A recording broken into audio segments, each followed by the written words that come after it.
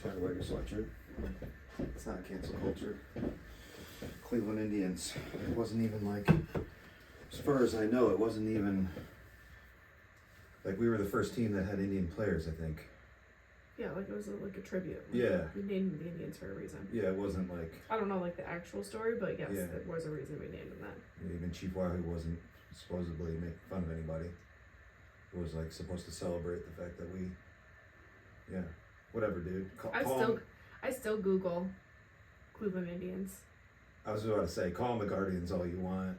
Yeah. It's always going to be. Well, the Guardian is an Indian. Well, in the bridge, so it's just like we just were like, okay, we see your pettiness and we raise you one more pettiness.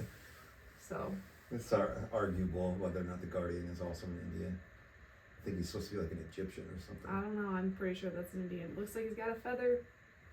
You know that. That's true. He does. He's got like a. Yeah, he's an Indian. This is real life. All right. Nice. Hi, how are you? Hey, I'm good. How are you? Good. You look sleepy. I'm very tired. Why are you so tired? Well, we just went for a walk. I'm just tired. I'm emotionally drained. It's been a week. Yeah, it's been a week. You want to dive right into it? Yeah, why not? All right. I want to talk about the. Let's see. I want to talk about the effects of Clomid. Is that what it's called? Mm-hmm. Clomid. What round are we on? We just completed our 5th round of Clomid. But you have to try for a full year, before they even put you on Clomid, because they just want you to try to get your cycle, like, back to normal on your own. From, like, being on birth control and stuff. 15 years of birth control or whatever you were on. So, the first time I tried it, the first round, because they only give you 3 months at a time.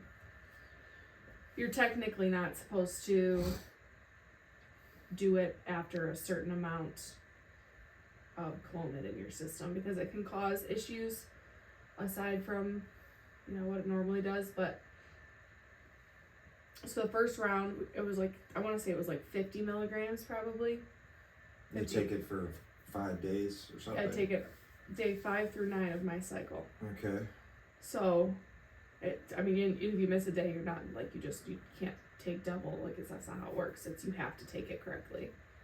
And so, the first 3 rounds were 50 milligrams, and then last month, before this one, was 100 milligrams, but it was the generic kind, and this was, like, actual, like, Clomid.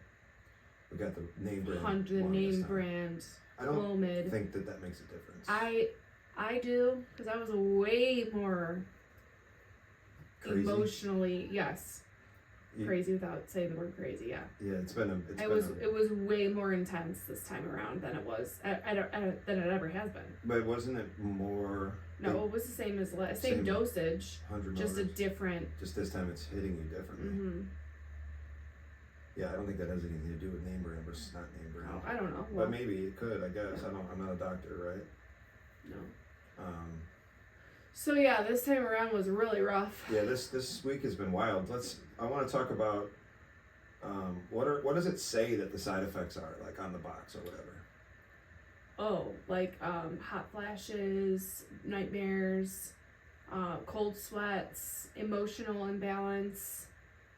Like, everything you could possibly think of, like stomach issues. Sounds like menopause kind of. Yeah, pretty much. That's what it feels like. Yeah. Is what I can imagine it feels like. Yeah. Because I've woken up every single night that I've taken it. I wake up at 3 o'clock in the morning, and I'm like hot, cold, hot, cold, hot, cold, hot, cold. But it's like enough to wake me out of a dead sleep. Yeah. At 3 a.m. and be like, and you are. I'm on fire. You are also the world's heaviest sleeper. Yeah. Which is insane to me. I don't understand how you do it. You will literally say goodnight to me, roll over, and be asleep. I don't understand how you do that. It's like the most mind-boggling thing on the planet for me, because it's so hard for me to sleep. How many times have you heard me say, I hate waking up? Like, I do. I love sleeping. I love being in bed. I love all of it. Yeah. So prior to the 3 a.m. wake ups this week of hot cold flashes, we've been dealing with some other Oh, I've been so emotional. Oh my God. Like a roller coaster. It's It been was like a roller coaster like this week. crying at movies that All right. I've seen a million times. I know. I'll give you. I want to put this out there because it's so funny to me. It's and I really was funny trying now. so hard not to laugh at you in the moment because I know that you're going through it. But we try to we watch shows together, movies together. We spend about an hour on the couch at night together before bed, just kind of winding down. And this past week we ran through the Avengers movies. Mm-hmm. So Marvel, the Avengers. We started with Avengers, and second one, third one. We skipped all the nonsense, just the Avengers movies. Because we've seen it in chronological order. Yeah, I'm a nerd for sure, and anything in all comic books. Yeah. If I can get you to sit through it with me, I will. Which I will most likely if it's Marvel. All right, so there's this. So in the second to last movie, Marvel or Avengers. What is it called? The Endgame is the last one. The one before that. I don't ever know. The Age of Ultron? No, it's after that. I don't know why. Is this the third movie or this? It's the last second. One. Second to last one. Oh, I don't know. Well, whatever.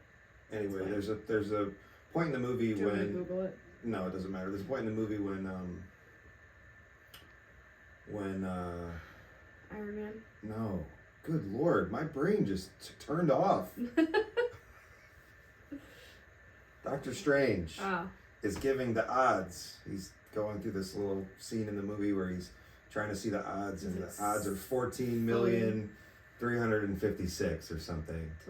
To one. And you're like, those odds are terrible. I just started sobbing. I didn't even say that yet. I just started sobbing. Yeah, you started crying. And you were like, what's wrong? I was like, what's wrong? I was like, those are just really bad odds. Which, it is an integral part of that movie. It's right towards the end of that movie, and it's a big old deal. And it just 14 million to 1, and that was enough. But then, you asked, wait, the odds for the movie or the odds for us and the kids? Oh, geez. You said, and then I just was like, I wasn't even thinking about that. And I just went off. That's my fault. It was just crazy. I just didn't think that you could be moved by a movie that we've seen 30 times. I know. And I just didn't know what you were in my brain, my logical brain, you're like 14 million to 1. I'm you're immediately thinking, oh, that's our chances of having a kid at this point. Well, normally it would be, but I was so normally that's where my head would go. Yeah. But so I know why you said it, but it was just yeah. It was like a snowball. It got to the point where I had to put on America's Funniest Home Videos to try to keep the mood light because you were not. I couldn't handle it. Yeah. It was rough. It was a rough go. Yeah, you've been This was a really tough week. Luckily for you, and whatever. It only happens at night. It seems right before bed. Well, that's because I before I took Clomid, I read read some blogs about it, and I made sure I did some research on it, and a lot of people suggested taking it at night, so you sleep through most of your side effects. Mm-hmm. So that's what. Yeah, so I would take it at 8 o'clock. So 3:30 rolls around, is boom. Yeah, but it's also as soon as you take that pill, it's all downhill from there. Yeah, right. As far as the emotions go. But I didn't even take it yet. I'm not even trying to laugh at you. No, I know, but I didn't even, when we were watching that movie, I hadn't even taken it yet that night.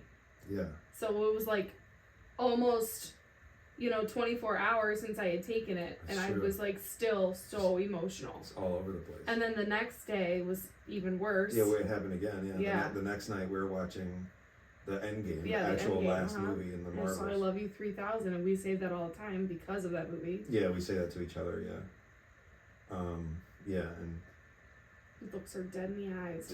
Tony Stark dies. And he's just I love you 3000 to his little daughter, and I was just oh. It's just a blubbering basket case. Yeah. How many more days left in this cycle? And we're done. You took it all? It's done now? Yesterday was the last night. So without getting graphic, what's the schedule?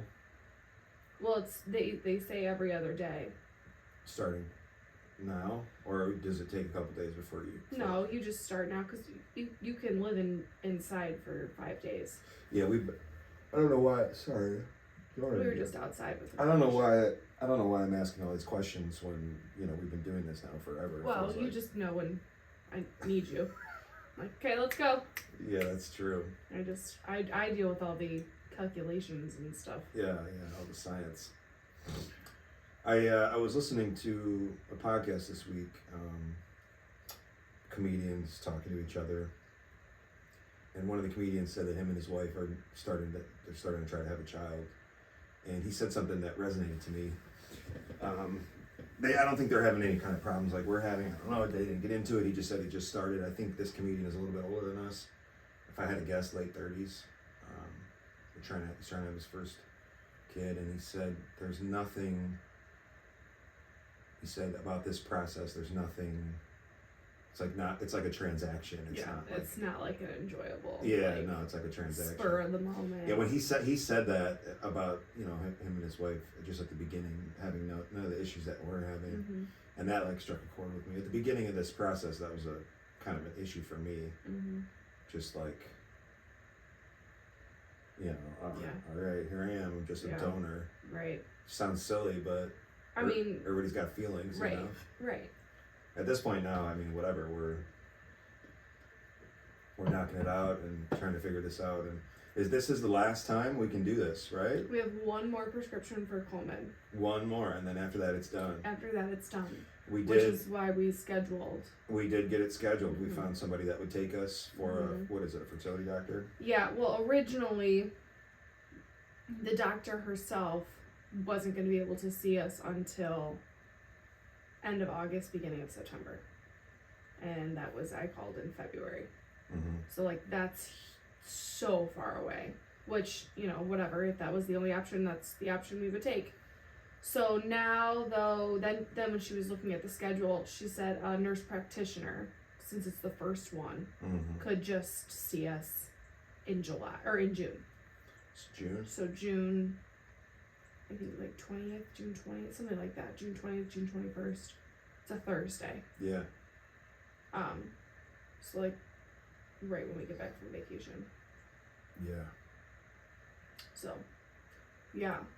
So June 20th, we'll have our first like meet and greet with the nurse practitioner.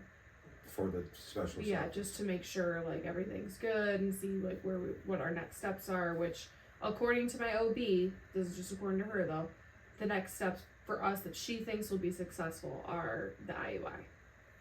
That's the turkey-based method. For lack of a better term. Yeah. So that's what they think will be fine. Yeah, so I think we can get a little personal here and dive into what the issue, what the issues have been. Mm-hmm. It turns out that, you know, after your birth control wore off and you started to get like... I was actually ovulating. Yeah. It turns out that the issues aren't really with you at all. The issues are with me. Which I was thinking about this. It's kind of funny that we have the golden doodles. I consider them the golden dumbasses. Because that's how my internal affairs behave. They are kind of lazy, kind of slow, and they like to chase their own tails. It's pretty much what they're doing. This sounds funny. You're low and slow. Yeah, which is funny to me, I guess. I don't know. As a man, maybe I shouldn't say that. For me, you know, I spent my whole life trying to avoid such a situation, you know, getting someone pregnant. And then it turns out that... Well, that's the thing. You try your whole life until you find the right person. You try to make it so you don't get pregnant. Yeah. Birth control or abstinence. Yeah. You know, we talked about that in the first episode. And it's like now when you want to, Yeah. it's way harder. But it's also, you know, we're older. I wonder, they didn't really talk to me. I just kind of, again, you know, as just being a donor here, I just dropped off a sample and then we got results. They didn't talk to us about it. Yeah. They didn't tell me, like, these are the things you can do or can't do. Well, she called me on the phone and told me, well, yeah, we were downtown. She called me on the phone and I wrote everything down. And showed me what you should have and where you're at. And she basically just said, just keep trying. Like, it's not going to happen. Like, it's not like it's physically impossible to happen. Right. She just said, you have a much lower count than normal. Right. And that the ones that are viable don't swim in the right direction, or they're not fast enough or whatever to get to, they don't have enough mobility to get to where they need to go. So yeah, that's kind of an interesting thing too. Like, you know, you how do I say this the right way? I feel like you bear brunt and responsibility on your shoulders for this when it really, it's my half of the battle that's not cooperating really. Yeah, and I get where you're coming from, and it just doesn't take away from the fact that it's just something that I really, really want, and I'm just really passionate about having it. So having it happen, so it's not whose fault or anybody's fault. It's just so this doesn't, if it doesn't work this month, we have one more month, and then we just kind of sit tight until June. Just kind of exist. Well, if we do April, we find out it's only been May, that we would just be sitting tight. It's true, only a month. Yeah, so it's not even like, it actually flowed really well. How's your I am gonna call though and see if another doctor to see if we can get in there earlier. But what I have a question. Yes. You know, like I said, you're bearing the brunt, or you're taking responsibility for something that isn't your fault. It's my fault. Not that there's anyone to blame. We know that, but how do you deal every month with that disappointment? Because you've been getting. At first, it was rough. I mean, you were in the, like the whole first year that we were unsuccessful. You were super emotional, super hung up about it, and I feel like you've been getting better about that. Well, I don't know if that's the right way to say it. Do you know what I'm trying to say to you right now? Yeah, no, I know what you're saying. I think finding out that there was an issue put a lot of my mind, put a lot to rest. Mm-hmm. Because then it was like, okay, so there is something and it has a solution. That's where I'm like, okay, well, if it's not going to happen naturally, then we know what's going to happen. We know it'll happen in a different way. But I think that first year that we were trying, we were just kind of in the dark. We were just in the dark completely. And I didn't know I was supposed to be ovulation testing. Excuse me. I didn't know anything about that. I didn't even realize that I wasn't even ovulating. I had no idea. I'd never ovulated before. I had no clue.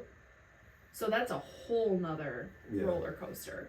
So then I think when we did try our first round of Clomid and I actually ovulated, I was like, oh, okay, so I am producing at the right point. And this is working. So it's kind of, I think since I was jump started down there, as I like to call it, because I feel like that's what Clomid does. It kind of just wakes up your ovaries to be like, hey, start shooting them out. I feel like that kind of put my mind at ease. Now we know where the issue lies, and we have a way of fixing it. I mean, it doesn't take away from that fact that I'm still usually really, really sad the day that it happens, but I just don't really show it as much anymore. Because it's kind of I kind of expect it, so, which is a bummer. That's a bummer in and of itself, to just be like, I know it's going to be negative, or I'm only taking this because I have to start Clomid, and I want to make sure, double check that I'm not pregnant, even though I have my period. I just want to make sure. Yeah. Because you obviously can't take it when you're pregnant, so. Because of this, this little YouTube thing, and I started a TikTok account.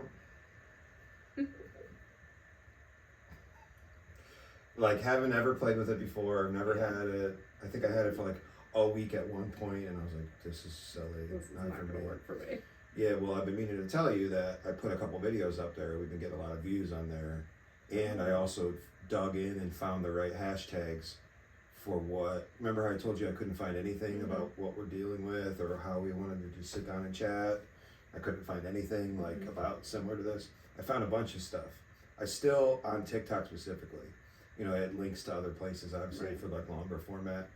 I still am, everybody always has a mission, oh, this is a Christian podcast, or we're vegans, or, infertility. Everybody has a lane, a mission. There isn't much of just this, just chatting. And even the ones that they do, husband, wife, do talk to each other. Again, it's More of a comedy special. No, there's like, it's traditional male and female roles. Like everybody has a shtick. There's some shtick there. Yeah. And you and I don't have, I mean, although we subscribe to some of those things that just came out of my mouth, we don't really have a shtick Right. per se. You know, there's a lot of that traditional male female role stuff out there, which kind of sucks for me because that I was able to find stuff, but I still haven't found this, what I'm looking for, which is just this. There's a lot of that traditional talk out there, which we have a traditional marriage. I'm a man, you're a female. Traditional. Yeah. But we don't, that's where it stops. Yeah. Like I do all the cooking, right? And I do most of the laundry. Yeah. But that's because I like to do that stuff. Yeah, and I hate them. Yep, and you hate them. So right immediately right there, we're out. Bathrooms and... Right, but immediately right there, we're out. Right. Like, it's over for, you know, as far as that lane goes, you know. But I did find a bunch of stuff about infertility that I've been debating. How am I going to tell you? How am I going to show you? Where is it going to take your brain? Certainly this week wasn't the week to show you any of this stuff. Good call on your point. You're welcome. I'm proud of you. But yeah, now that we're sitting here talking about it and this is over, I do have some stuff that I can show you. There's a bunch of stuff out there that I was able to find. Yeah. It's almost like I even found like a .org situation that was like a support group type situation. But I mean, I don't, you know me, I don't want to be part of the group. I like struggle with support groups because I'm always like, oh, we've only been trying for 2 years. It's not that bad. Some people need to go, you know what like I mean? a decade. Some people are like a decade forever, in. They spend thousands of dollars, and it's like, and then I feel like, not why am I here, but like, wow, these people need all of the attention. Like, I don't need to be here to take away the attention from their needs. So that kind of group stuff doesn't like really work for me. I agree with you. I'm more of like, I need somebody to individually give me the attention, and I can't feel guilty about it. I agree with you in that the group stuff isn't for me, but it's a completely different reason. You know what? I'm sure at some point we'll dig into like our childhoods and our growing up and whatever, how we got to sit in these 2 chairs, this silly wall behind us. But I've done a lot of therapy in my whole life, just group settings, not group settings, for all kinds of stuff. I mean, you know, the first time my mother had cancer, I was like in 1st or 2nd grade, 6 or 7 years old, and immediately sucked out of class, put into group therapy. My problem just with group therapy in general, you know, they put you together as a group. Okay, now we all have something to be sad about together. That's interesting that you were in group therapy because they don't do group therapy at school anymore. Maybe next episode we talk about the childhood. Just interesting. Yeah, maybe next time we talk. I was in a children's grief council session with a bunch of other kids whose parents had stuff going on. Like my mom was dying from cancer, or at least that's what we were told. You know, that her first round, she had 6 months to live. You know, it was like a whole thing. Why you tell your 6-year-old that? And let me rephrase.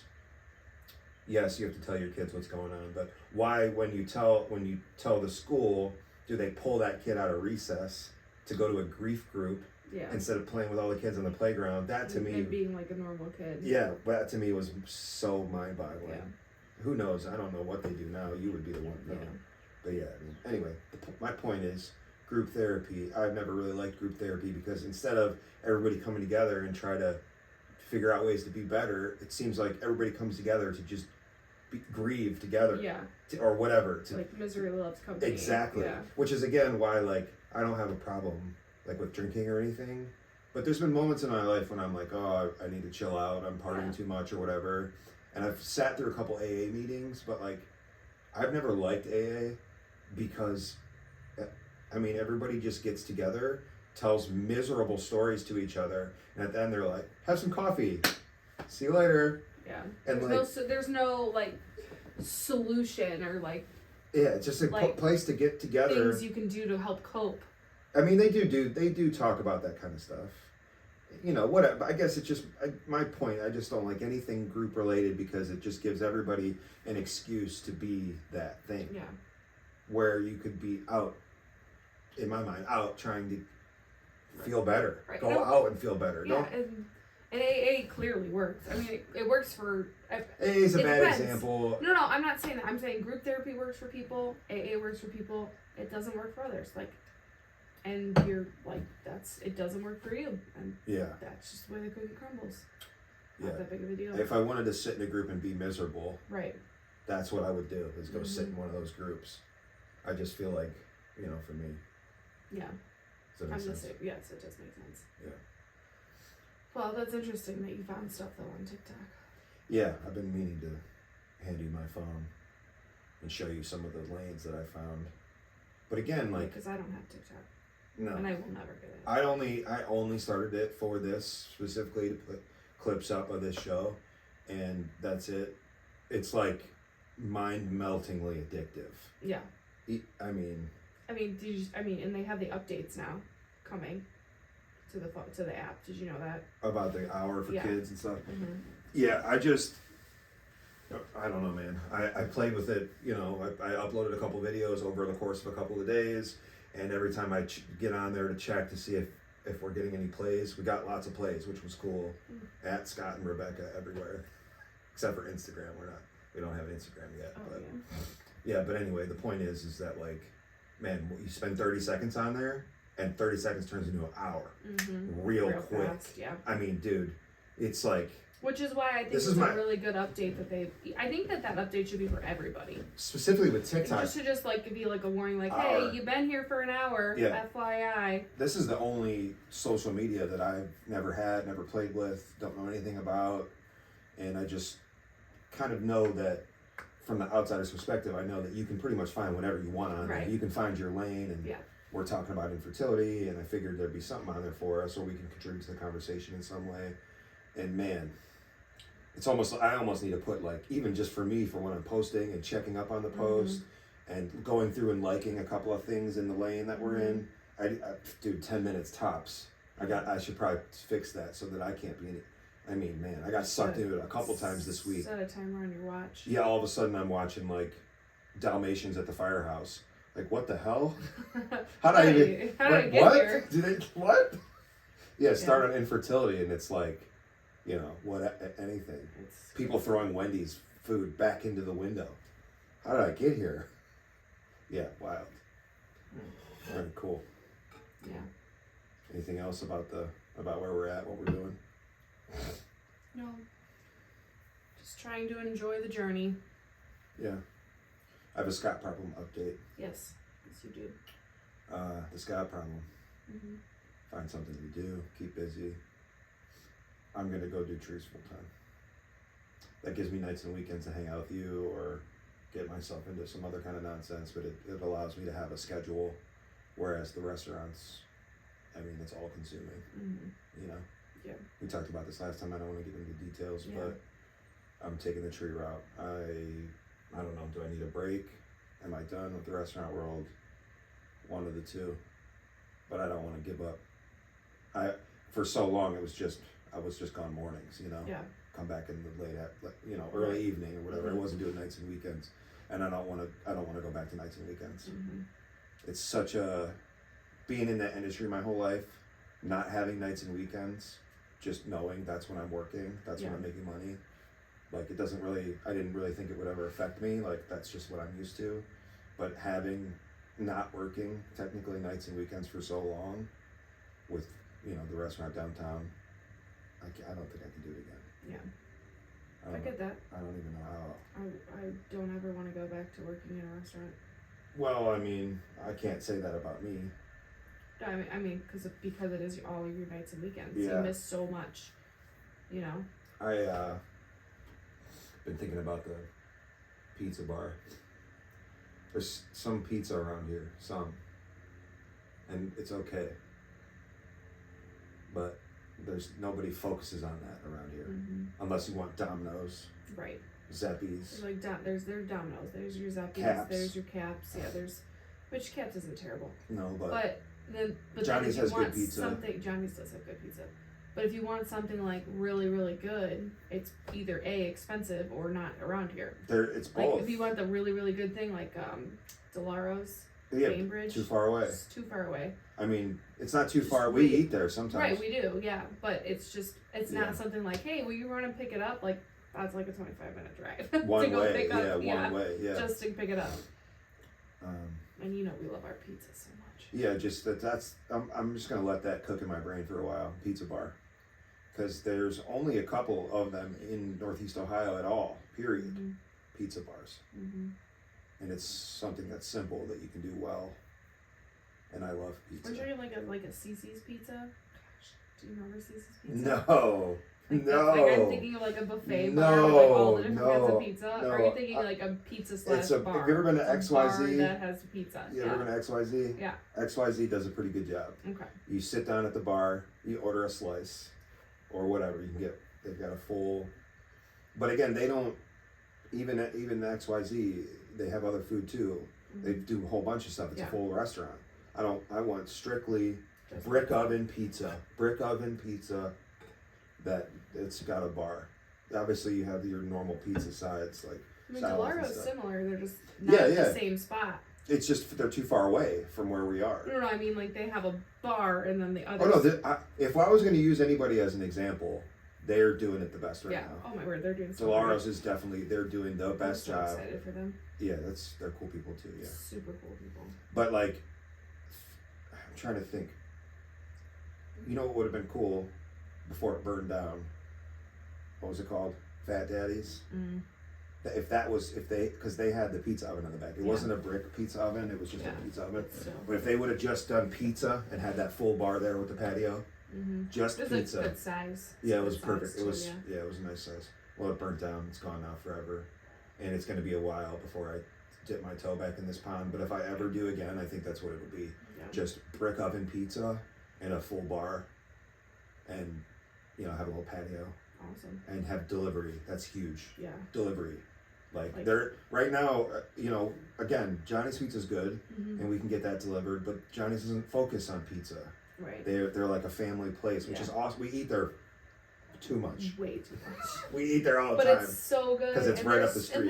And they're really cool people Yeah. too, and we want to support that. Like even if their food was crap, we'd probably still eat there all the time because Their we want to food's support good. them. They're nice people. No, we eat their but their food. food is delicious. But there is no prime pizza place around here. You got to go, like we said, to Bainbridge, or you got to go to Chardon. They've got what's that little place called? Guy's Pizza. No. Oh, Stop Noche. it. Noche.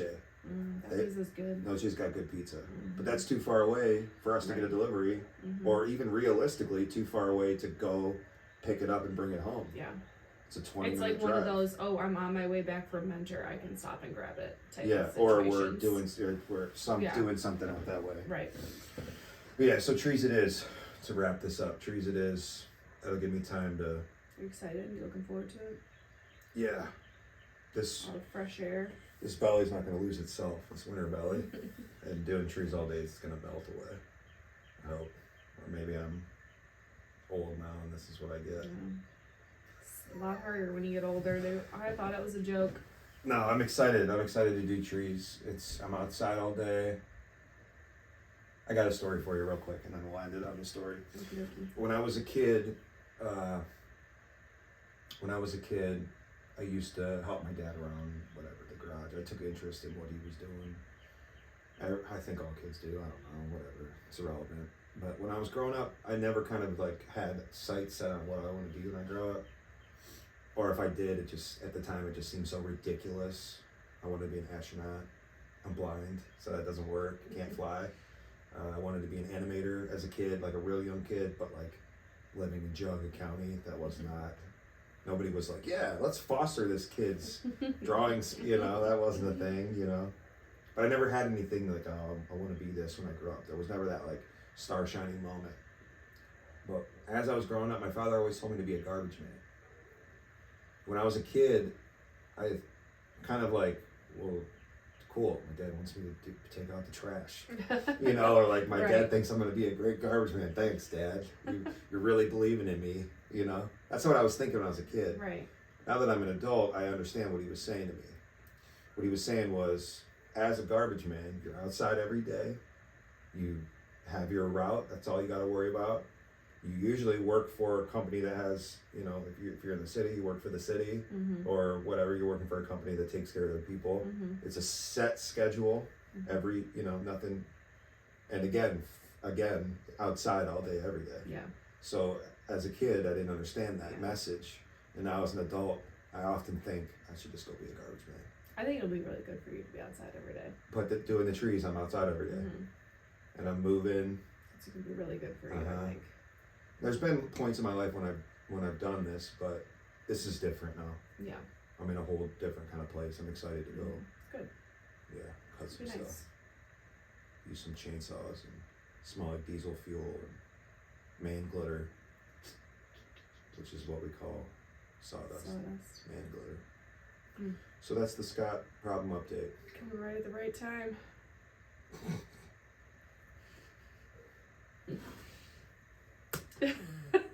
Cut. Love ya. She likes a man that smells like diesel, I guess. It's true. I'm good for the man glitter too.